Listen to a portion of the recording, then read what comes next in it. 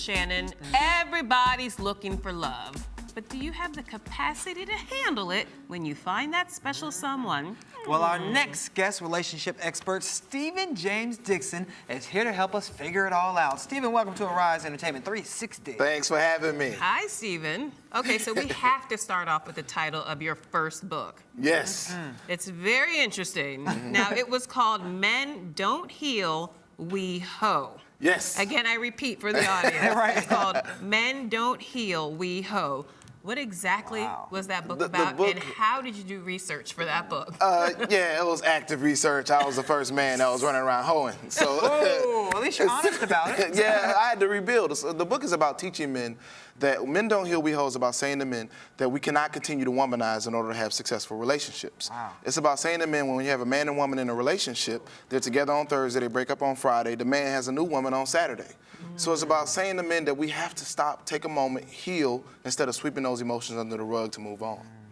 So when did you give up your hoe ways? I met a wonderful woman, and she basically challenged me. And so when she challenged me, then I said, okay, I have to challenge myself. So as a man, you have to have a greater challenge. Initially, men, we have a challenge of making money, careers, power, all those things. What I came up with for my challenge, I wanted to be a great husband. There's not many men that want to be great husbands. We have a lot of men that want to be actors, lawyers, entertainers, but we want to be great husbands. And if you could be a great husband, you could do anything else. I like that. I would like to be the best husband I can be. That's the challenge. You're a good TV husband. So Okay, that's, there you go. Yeah. All right, so let's talk about your current book. It's called Love Capacity. And in your book, you argue that men and women have a different love capacity. What do you mean by that? Well, Explain. women, I'm a spiritual man. So I Okay. believe that God gives woman the spirit of love. God gives woman just the source. It comes from your motherly instinct. It comes from just how you want to love. And the love capacity quiz, what I came up with, is most women want to love at their highest capacity. Okay. Women come into relationships wanting to love, wanting to feel love in return. A lot of times we got to push men on. A lot of times men, it takes us a little bit longer, a little bit slower. Why And so is that? It's the greatest tragedy to man is that when we're a boy, we don't get to see a lot of men love women.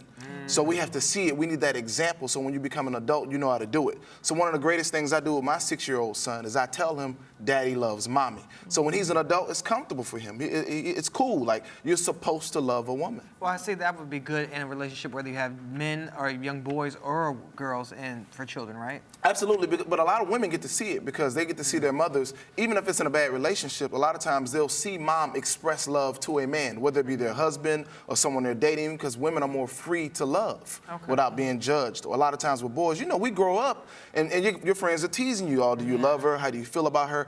All of it affects our capacity to love. Well, now people can go to your website, lovecapacity.com, and actually take the test to find out what their love capacity is like.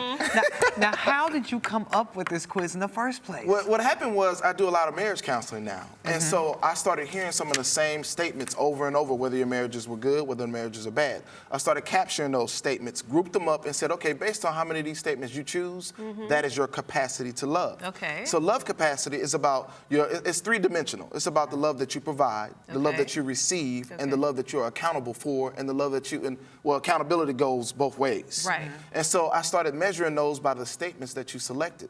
So what happened, it took me 5 years to build it. Really? Yeah, just going through iterations over and over again. I've had about 65,000 people take the quiz now. Well, is it true that on the first day, like 30,000 The people first swamped day. your website The to first take the day, quiz? crashed the website. I had no idea it was going to be that crazy. Like 30,000 people took the quiz on the first day. So I take that data, analyze it. So say we have 5,000, those people took a score of 4. I would email all 5,000 of those people, say, hey, tell me your love relationships. Tell me your history. Tell me, are you married? Are you single? What are you doing? They gave me that feedback. I analyzed it, came up with titles. And the score is from 1 to 10. 1 to 10, you can score. 1 being the lowest and 10 being the highest. Yeah, but we don't want it to be negative. We really want it to be... Oh, we don't, do we? Well, a we don't- certain someone on this set got a very low score, and a certain someone got a very high score. And I High think score. that- High score, thank you. and I'm not happy about that. It's okay. With love capacity, it's about teaching us how we can increase our capacity to love. So it's not negative. We don't want it to be negative. It's about where you've come from. It's about self-reflection. What in your history? It could be your experience. It could be what you've observed about love that has decreased your capacity to love. Self-reflection, self-evaluation, self-improvement. So we want to improve. The purpose is we have a lot of relationships that people come into with baggage from past relationships. We want to be able to say to those people that, hey, with your baggage, how can we improve? How can we be better? What can we do differently in our next marriage? We'll reveal our scores in a minute. Uh-oh. But how did you get into the relationship business? I really just wrote Men Don't Heal, We Hoe. People just started calling me saying, hey, can you counsel me? And I was like, I'm not really a counselor. I'm not certified. I'm not really to do anything. But they said, we love your principles. So I had to develop my own principles because I didn't have a good history of marriage. My mother's been divorced 4 times. My father, 4 times. Wow. My father, when I was born, my father was in prison. I don't know my father. And so for me, for marriage, I had to learn it all on my own. I had to challenge myself that I wanted to be successful as a husband because I've been successful at everything else. I'm an entrepreneur. I've started 3 or 4 good businesses. I'm college educated. So everything else is easy for me, but can I make one woman happy? That was my challenge. So once I had that challenge, how do I go about it? So I've seen a lot of husbands. And you've been divorced too. Been divorced. Got married at age 23, got divorced at age 25, got married again to a wonderful woman. And I said to myself, what's common about these women? It's me. And so what can I do differently? So my principle now is that I developed that really started it all, was my principle is that all relationships, all marriages are either successful or they fail based solely on the leadership of the man.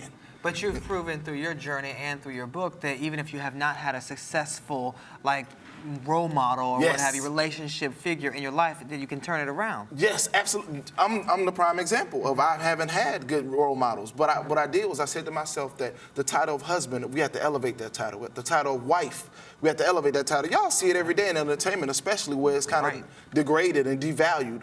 We have to raise the institution of marriage to what it is supposed to be. We all married. We all know how this thing works.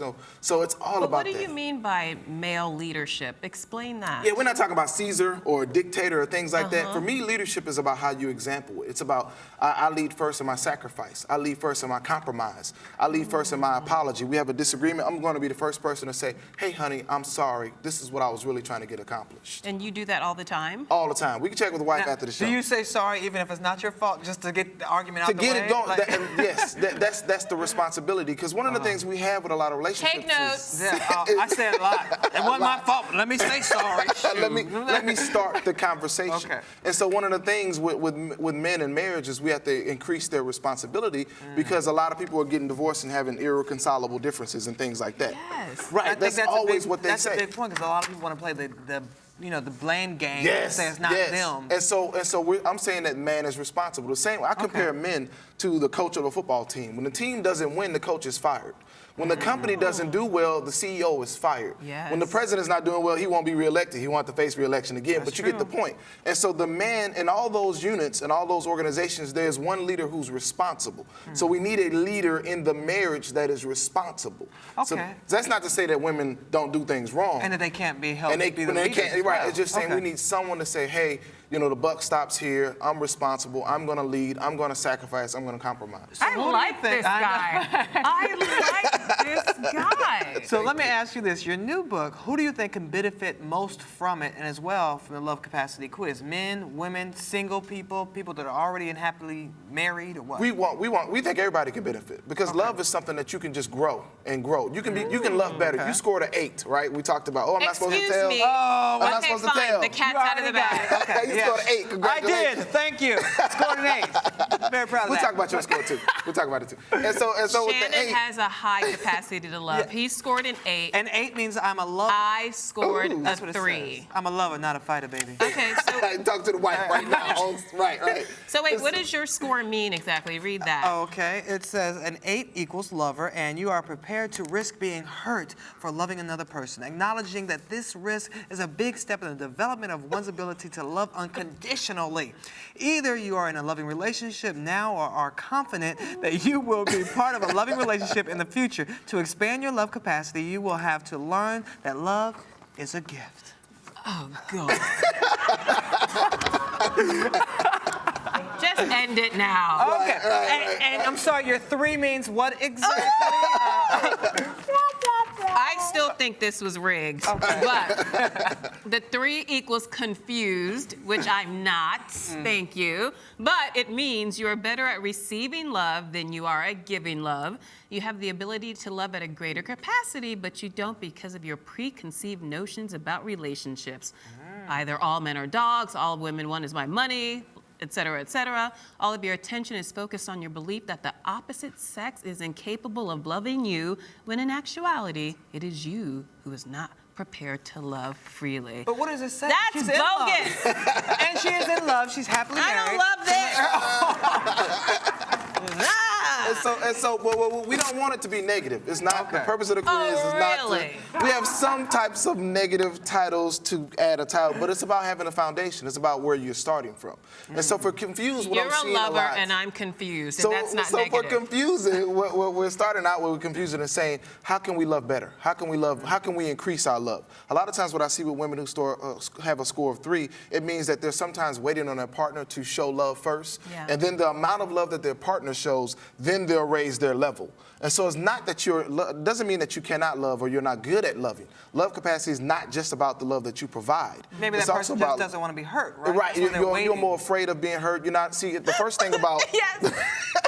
the first thing about being a lover is you're ready to take that emotional risk of being hurt. You're ready. You're prepared to say, I'm going to love regardless if I'm hurt or not. I'm going to take this chance because I love this woman. Okay. And so 3 sometimes means that you're not really ready to take that chance. You're kind of waiting first. That if he loves me, he shows me love, I will show more love to him. Okay, so let me ask you, if we get our spouses to take these tests tonight, what does that mean about, like, should they have the same score as us? Should they have a higher score than us? Ooh, not necessarily. In fact, when your husband, I'm very interested to see what your husband scores, because sometimes I've found that sometimes when the wife scores a little lower and then the woman says we're happy, the husband scores a lot higher. And what that means is you guys work together. Okay, and so you can be balanced. So he's probably a 8 or 9, 10. He could be a and 10. I'm a 3. Right, and that doesn't mean that you have a bad marriage. It's not about. Oh no, our anything marriage is like, perfect. Right, Thank right. you. She's like, let's get that Let's straight. get that straight. Okay.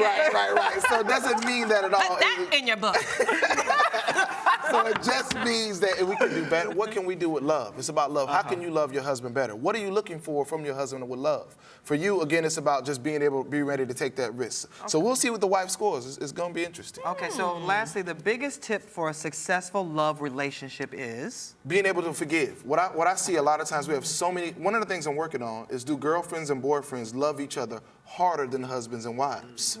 And it's because when you're a girlfriend or a boyfriend, you're open, you haven't been hurt yet. And so when you get married, you've been hurt, so you reserve some of your love because you don't want to be hurt again. And plus, you're working to get that ring. You're working to get that ring. You do whatever. I know. That's What a you whole need me other to do? thing. Cook, clean? What? Look, you get married. I ain't cooking and cleaning. What, I look like a maid to you? I ain't no maid. And so it's about that's a whole other segment. He has a higher love capacity than me. Really? Going back to that. I cook and clean for my wife. Oh, Lord, here we go. And so the biggest thing I find is forgiveness and healing. And so it's a lot of couples, a lot of people that have problems and they don't know how to forgive. And if you can't forgive, then you can't heal because it doesn't. You have to do them together. If you do one without the other, they're mutually exclusive. And so you have to be able to forgive and heal. So that's the one thing that we need to increase our Well, love. you have to and forgive heal. us, but they're telling us we have to wrap. Oh, we can stay here all day. I know, Mr. Dixon, you were fantastic. You must come back. Yes, I with a know. new and improved test, particularly this one. And you all have to go to lovecapacity.com, take the test, and tweet us about it. Let us know what you got at Arise TV 360. Nice.